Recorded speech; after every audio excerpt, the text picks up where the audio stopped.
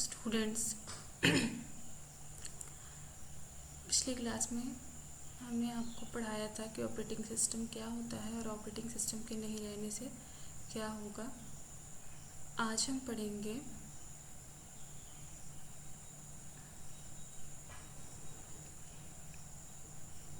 Operating system कैसे hardware और software को इंटरेक्ट कराता है।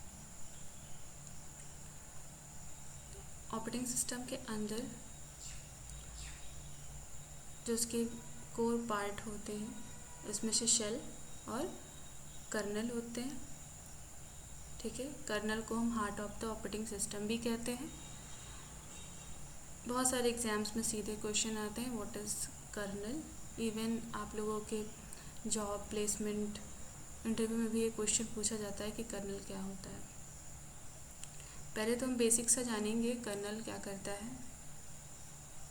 शेल और हार्डवेयर में इंटरेक्ट कराने का काम करता है और शेल क्या करता है, यूटिलिटीज़ और कर्नल में इंटरेक्ट कराने का काम करता है।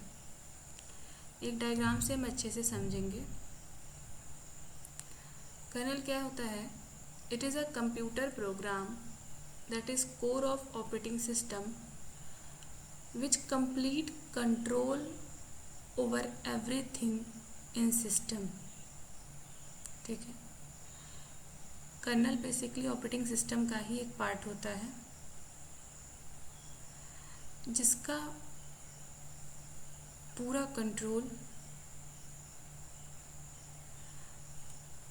और सिस्टम के अंदर जो भी हार्डवेयर है उन पर उसका पूरा कंट्रोल रहता है।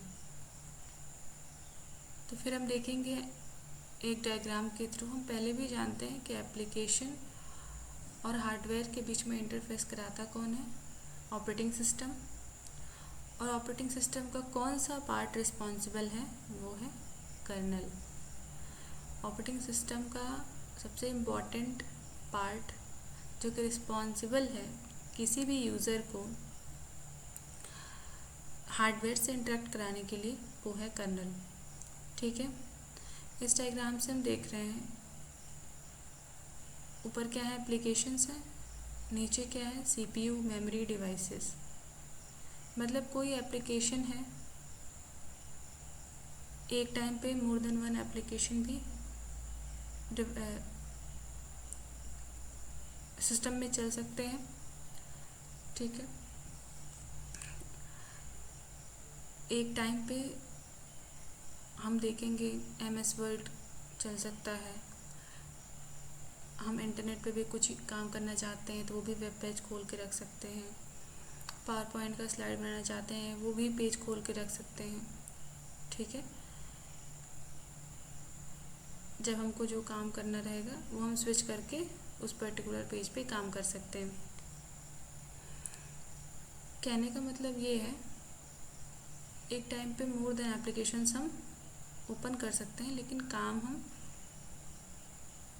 एक टाइम पे किसी एक पे ही करते हैं। यहाँ पे अब किसी एप्लीकेशन को CPU की ज़रूरत है, मेमोरी की ज़रूरत है या डिवाइसेस की ज़रूरत है, तो कैसे पूरी होगी। वो सबसे पहले एक रिक्वेस्ट भेजेगा कर्नल को, क्या जो मेरी रिक्वायरमेंट है, जिस रिसोर्स की रिक्वायरमेंट है वो पर्टिकुलर रिसोर्स फ्री है या नहीं। ये बात कर्नल चेक करेगा कि जिस रिसोर्स की एप्लीकेशन प्रोग्राम को रिक्वायरमेंट है वो फ्री है या नहीं। ठीक है, अगर वो फ्री रहेगा तो उस एप्लीकेशन को वो प्रोवाइड करा देगा। अब ये जो प्रोसेस है वो कैसे होता है, हमने आपको पिछली क्लास में बताया कि ऑपरेटिंग सिस्टम नहीं था तो भी अगर किसी एप्लीकेशन प्रोग्राम को हार्डवेयर की ज़रूरत पड़ती थी तो ऐसा नहीं है कि वो ज़रूरत पूरी नहीं होती थी, बस वो बहुत लॉन्ग प्रोसेस होता था। हर एक प्रोसेस के लिए हमको कोड लिखना पड़ता था। तो पॉसिबल तो तब भी है, भले वो इम्प्लीमेंट ना हो पाए, और पॉसिबल ऑपरेटिंग सिस्टम के साथ भी है। यहाँ पे कर्नल कैसे जानेगा कि एप्लीकेशन की रिक्वेस्ट हम मेरे थ्रू रिसोर्सेज के लिए आई है, ठीक है। जो भी आपके CPU मेमोरी डिवाइसेस हैं, जब एप्लीकेशन को ज़रूरत होगी वो रिक्वेस्ट करेगा, तो एक तो कर्नल के थ्रू रिक्वेस्ट करेगा जो कि ऑपरेटिंग सिस्टम यूज हो रहा है, और दूसरा अगर ऑपरेटिंग सिस्टम नहीं भी यूज हो रहा है तो लो लेवल कोड लिख करके भी एक्सेस हो सकता है, ठीक है। बट वो प्रोसेस इम्प्लीमेंट ही नहीं हो पाता है क्योंकि उसको हर एक छोटे छोटे प्रोसेस के लिए कोड लिखना पॉसिबल नहीं होता है। लेकिन कोई अगर प्रोग्रामर है वो लो लेवल कोड के लिए भी बेसिक जो इंस्ट्रक्शंस है, बेसिक सपोज आपको MS वर्ड ओपन करना है और उसने प्रोग्राम लिख करके भी रिक्वेस्ट भेज सकता है और ऑपरेटिंग सिस्टम के थ्रू भी भेज सकता है, ठीक है। हाँ, ये बात अलग है कि उसका इम्प्लीमेंटेशन नहीं हो पाएगा क्योंकि वो बहुत बिना ऑपरेटिंग सिस्टम के काम करना बहुत ही टफ है। ये पिछली क्लास में भी आप लोगों ने समझा होगा। तो ये बात CPU या मेमोरी या फिर डिवाइसेस या कोई भी रिसोर्स को कैसे पता लगेगी कि जो रिक्वेस्ट आ रही है वो किसी लो लेवल कोड से आ रही है या फिर कर्नल से आ रही है, ठीक है। तो एक चीज़ ध्यान में रखेंगे, जब भी कर्नल के थ्रू आती है तो सिस्टम कॉल्स के थ्रू आती है, ठीक है। एप्लीकेशन प्रोग्राम क्या करेगा, एक सिस्टम कॉल जनरेट करेगा, ठीक है, जो कि कर्नल से रिक्वेस्ट करेगी जो भी उसको डिवाइसेस, जो भी उसको रिसोर्सेज की ज़रूरत होएगी। अब कर्नल चेक करेगा कि वो पर्टिकुलर रिसोर्स खाली है या नहीं। अगर खाली होगा तो एप्लीकेशन प्रोग्राम को प्रोवाइड कराएगा, ठीक है। एक तो ये हो गया सिस्टम कॉल के थ्रू रिक्वेस्ट करेगा। जब भी कोई रिक्वेस्ट सिस्टम कॉल के थ्रू जाएगी तो क्या होगा, रिसोर्सेज को पता लग जाएगा कि ये रिक्वेस्ट कर्नल से होते हुए आ रही है, ठीक है। तो ये तो हो गया मेन डिफरेंस कि कैसे कोई रिसोर्स जानेगा कि रिसोर्स जो रिक्वेस्ट आई है वो कर्नल के थ्रू आई है या फिर नॉर्मल एप्लीकेशन के थ्रू लो लेवल कोड लिख के आई है, ठीक है। एक चीज़ और होता है मॉड बिट। जब मॉड बिट 1 जाता है तो इसका मतलब है कि वो यूज़र मोड है, वो ऑलरेडी समझ में आ जाता है कि वो कर्नल मोड नहीं है, मतलब किसी लो लेवल लैंग्वेज का यूज़ करके रिक्वेस्ट की जा रही है। और जब मॉड बिट 0 जाता है तब उसको पता लग जाता है कि ये कर्नल मोड है, कर्नल के थ्रू होते हुए रिसोर्सेज की रिक्वेस्ट आ रही है। आइए एक और डायग्राम से अच्छे से समझते हैं सिस्टम कॉल्स कैसे काम करती हैं। ये है आपका यूज़र प्रोसेस और ये है आपका कर्नल प्रोसेस, ठीक है। ये यूज़र प्रोसेस है, ये कर्नल प्रोसेस है। यूज़र प्रोसेस में क्या होता है, यूज़र प्रोसेस एग्जीक्यूटिंग, कोई प्रोसेस एग्जीक्यूट हो रहा है, ठीक है। यहाँ जो मॉड बिट की वैल्यू है क्या है, 1 है। मैंने पहले भी बताया यूज़र मोड में मॉड बिट की वैल्यू 1 होगी। अब किसी रिसोर्स की रिक्वेस्ट आई हुई है तो उस रिसोर्स की रिक्वेस्ट को कैसे फुलफिल करेंगे, उसके लिए हम सिस्टम कॉल्स को जनरेट करेंगे, ठीक है। अब वो सिस्टम कॉल जो जनरेट होएगा वो कर्नल के पास आएगा। उस सिस्टम कॉल को यूज़र के द्वारा जनरेट किया हुआ सिस्टम कॉल एग्जीक्यूट कौन करेगा, कर्नल करेगा। वो कर्नल के पास आएगा।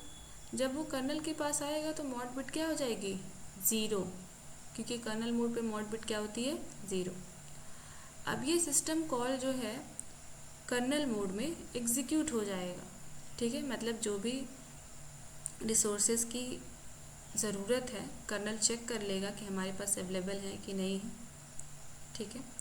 अगर अवेलेबल होंगी तो फिर काम तो यूज़र मोड में हो रहा है, ठीक है। ये तो इंटरनल वर्क जो कर्नल करता है, रिसोर्सेज को एलोकेट करता है, वापस से उसको यूज़र मोड में जाना होगा, ठीक है। जो भी रिसोर्सेज अवेलेबल होंगी वो कहाँ जाएंगी, यूज़र मोड में, ठीक है। मतलब रिटर्न फ्रॉम सिस्टम कॉल। अब मॉड बिट क्या हो जाएगी, अब मॉड बिट की वैल्यू हो जाएगी 1, ठीक है। तो ये था आपका पूरा प्रोसेस कि कैसे सिस्टम कॉल्स के थ्रू कोई भी एप्लीकेशन प्रोग्राम किसी भी रिसोर्सेज के लिए रिक्वेस्ट करता है। चलिए थोड़ा सा डेफिनेशंस में आते हैं। कर्नल क्या होता है? A kernel is that part of the operating system which interacts directly with the hardware and performs the most crucial task. दूसरा क्या है? Heart of the operating system और core component, very first part of the operating system to load on startup. ठीक है, जब भी हम operating system को स्टार्ट करते हैं सबसे पहला पार्ट होता है कर्नल जो लोड होता है। यूजर स्पेस क्या आता है? Where application software runs, apps does not have privilege to access the underline hardware. किसी भी ऐप्स के पास कोई भी प्रिविलेज नहीं होता है कि वो हार्डवेयर को डायरेक्ट एक्सेस कर ले। ठीक है। इट इंटरेक्ट्स विथ कर्नल, वो क्या होता है? कर्नल की हेल्प से इंटरेक्ट करता है। दो तरीके से आपके ऐप्स हो गए। ठीक है, GUI and CUI, graphical user interface. ठीक है, command user interface. Graphical user interface जो आपके डेस्कटॉप पे आइकन्स होते हैं, डायरेक्ट आप उस पर क्लिक करके उस एप्लीकेशन को ओपन कर लेते हैं। कमांड यूजर इंटरफेस, आप MS-DOS पे कमांड लिख करके जो काम करते हैं वो होता है कमांड यूजर इंटरफेस। शेल क्या होता है? Shell also known as a command interpreter is that part of the operating system that receives command from the user and gets them executed। Shell को हम एक कमांड इंटरप्रेटर की तरह जानते हैं। एक ऑपरेटिंग सिस्टम का ऐसा पार्ट होता है जो कमांड्स को यूज़र से रिसीव करके उसको एग्जीक्यूट करता है। चलिए अगली क्लास में हम पढ़ेंगे types of kernel. I hope आपको ये क्लास समझ में आई होगी। Thank you.